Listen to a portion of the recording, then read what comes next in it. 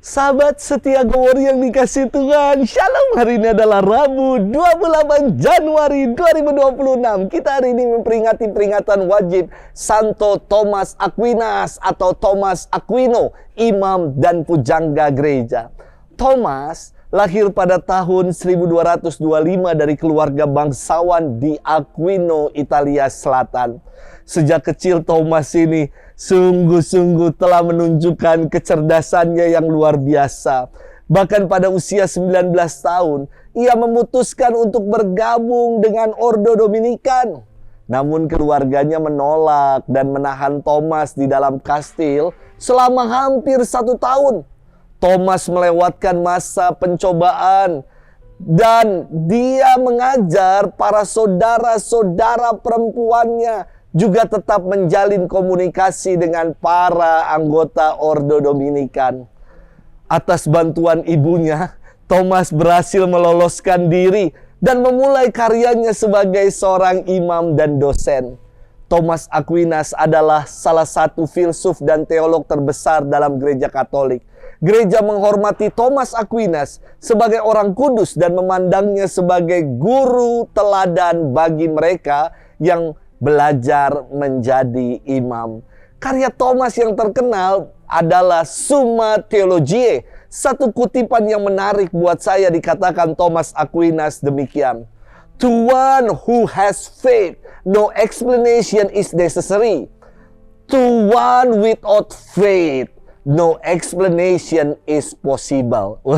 Bagi seorang beriman, penjelasan menjadi sesuatu yang gak penting, is not necessary. Tetapi bagi orang yang no faith, yang tidak beriman, tidak ada penjelasan yang masuk akal.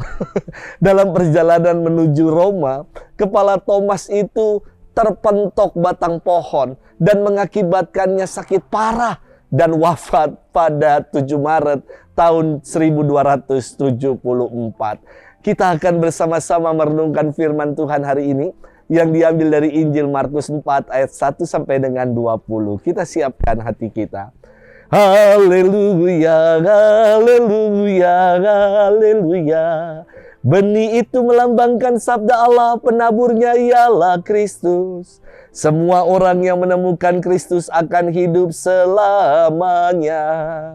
Haleluya, haleluya, haleluya. Tuhan bersamamu dan bersama rohmu. Inilah Injil suci menurut Markus, dimuliakanlah Tuhan. Pada suatu hari Yesus mengajar di tepi danau Galilea. Maka datanglah orang yang sangat besar jumlahnya mengerumuni dia, sehingga ia terpaksa naik ke sebuah perahu yang sedang berlabuh, lalu duduk di situ. Sedangkan semua orang banyak itu ada di darat di tepi danau. Dan Yesus mengajarkan banyak hal kepada mereka dalam bentuk perumpamaan. Dalam ajarannya itu, Yesus berkata kepada mereka, "Dengarlah, adalah seorang penabur keluar untuk menabur. Pada waktu ia menabur, sebagian benih itu jatuh di pinggir jalan. Lalu datanglah burung dan memakannya sampai habis. Sebagian jatuh di tanah yang berbatu-batu, yang tidak banyak tanahnya. Lalu benih itu pun segera tumbuh karena tanah yang tipis. Tetapi sesudah matahari terbit, layulah ia dan menjadi kering karena tidak berakar. Sebagian lagi jatuh di tengah semak duri. Lalu makin besarlah semak itu dan menghimpitnya sampai mati, sehingga benih itu tidak berbuah. Dan sebagian jatuh di tanah yang baik, lalu tumbuh dengan subur dan berbuah. Hasilnya ada yang 30 kali lipat, ada yang 60 kali lipat, ada yang 100 kali lipat." Dan Yesus bersabda lagi, "Siapa mempunyai telinga untuk mendengar, hendaklah ia mendengar." Ketika Yesus sendirian, pengikut-pengikutnya dan ke-12 murid menanyakan arti perumpamaan itu. Jawabnya, "Kepadamu telah diberikan rahasia kerajaan Allah. Tetapi kepada orang-orang luar segala sesuatu disampaikan dalam perumpamaan, supaya sekalipun melihat mereka tidak menangkap, sekalipun mendengar mereka tidak mengerti, biar mereka jangan berbalik dan mendapat ampun." Lalu Yesus berkata kepada mereka, "Tidakkah kamu mengerti perumpamaan ini? Kalau demikian bagaimana kamu dapat memahami semua perumpamaan yang lain? Penabur itu menaburkan sabda. Orang yang di pinggir jalan tempat sabda itu ditaburkan ialah mereka yang mendengarkan sabda, lalu datanglah iblis dan mengambil sabda yang baru ditaburkan di dalam mereka. Demikian juga yang ditaburkan di tanah yang berbatu-batu, ialah orang-orang yang mendengarkan sabda itu dan segera menerimanya dengan gembira. Tetapi sabda itu tidak berakar dan tahan sebentar saja. Apabila kemudian datang penindasan atau penganiayaan karena sabda itu, mereka segera murtad. Dan yang lain yang ditaburkan di tengah semak duri ialah yang mendengar sabda itu, tetapi sabda itu lalu dihimpit oleh kekhawatiran dunia, tipu daya kekayaan dan keinginan-keinginan akan hal yang lain, sehingga sabda itu tidak berbuah. Dan akhirnya yang ditaburkan di tanah yang baik ialah orang yang mendengarkan dan menyambut sabda itu, lalu berbuah. Ada yang 30 kali lipat, ada yang 60 kali lipat, dan ada yang 100 kali lipat. Demikianlah sabda Tuhan. Terpujilah Kristus. Sahabat setia Gower yang dikasihi Tuhan, shalom. Saya percaya sekali sama sebuah hukum yang namanya hukum tabur tuai. Karena buat saya ini adalah kepastian alam. Yang ditabur itulah yang akan dituai. Dulu di Papua saya nanam pohon cabai. Dan saya menuai buah cabai, bukan buah durian. Dulu di Papua saya punya 19 ekor babi. Dan setiap pagi juga sore saya kasih makan itu babi supaya gemuk dan siap dijual. Dan setelah 5 tahun saya lakukan itu dengan tekun. Apa yang saya tabur dulu di Papua, kini di paroki Pantai Indah Kapuk saya menuainya. Kini tiap pagi dan sore saya diantar umat makan babi supaya sayanya gemuk dan siap untuk dijual. Bukan siap untuk melayani. Sahabat setia Gower yang dikasihi Tuhan. Firman Tuhan hari ini berkisah tentang perumpamaan seorang penabur. Saya kira ada yang aneh dalam kisah ini. Dikatakan seorang penabur, artinya orang ini harusnya tahu persis tanah yang baik untuk ditaburkan benih.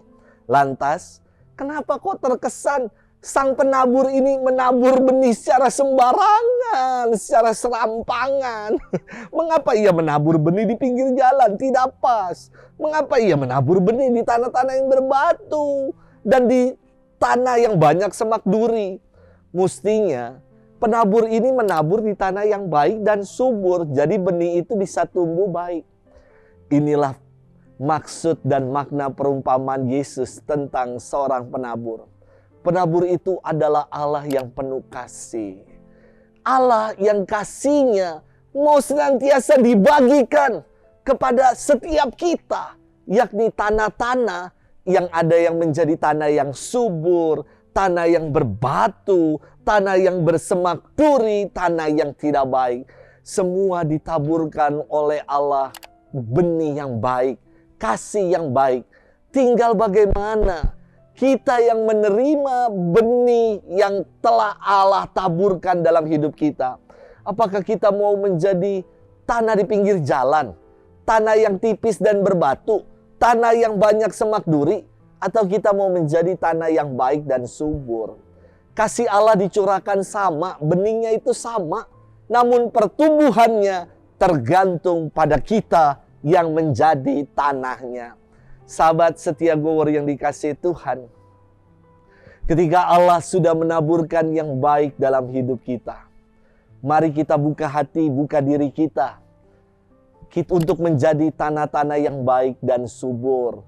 Mari kita dalam menjalani hidup jangan lagi bersungut-sungut, tetapi dengan membuka hati, membuka diri kita, semoga kita selalu bersyukur atas segala kebaikan Tuhan yang boleh kita alami. Dan kita mau berjuang untuk menjadi tanah-tanah yang baik dan subur.